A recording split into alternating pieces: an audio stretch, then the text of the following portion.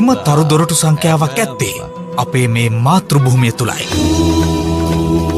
ක්‍රම දෙකක් ඔස්සේ සක්වල ජීවීන් සමග sannivedanaya කිරීමට තරුදොරටු යොදාගත හැකි. ඉන් පළමුවැන්න තරුදොරටුව ඉදිරිපිට ධානගත වෙමින් විඥානය තුලින් සම්බන්ධ වීම. දෙවැන්න භෞතික ශරීරය රැගෙන විශ්වය හරහා ගමන් කිරීමයි. අනුරාධපුර ඉසුරුමුණි විහාරයට දකුණු පසින් නැති රන්මසුයනේ තවමත් සක්‍රීය මට්ටමේ පවතින තරුදොරටුව ඔබට අදටත් දැකගත හැකි. එය ඉදිරිපස සිට 5 දෙනෙකුට එකවර sannivedanaya කළ හැකි. එහි ඇති ගස්වල කොළ සාමාන්‍ය ගස්වල කොළවලට වඩා කුඩා බව ඔබට දක්නට ලැබේවි.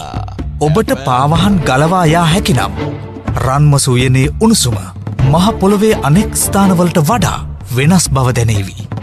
ඒ තවමත් ඒ ප්‍රදේශය තුළ විශ්ව තරංග ක්‍රියාත්මක වන නිසායි. ඔබට නිදහසේ චිත්ත ඒකාග්‍රතාව ඇති කරගත හැකිනම් විශ්වයේ බොහෝ ශබ්ද එතැනදී ශ්‍රවණය කළ හැකියි.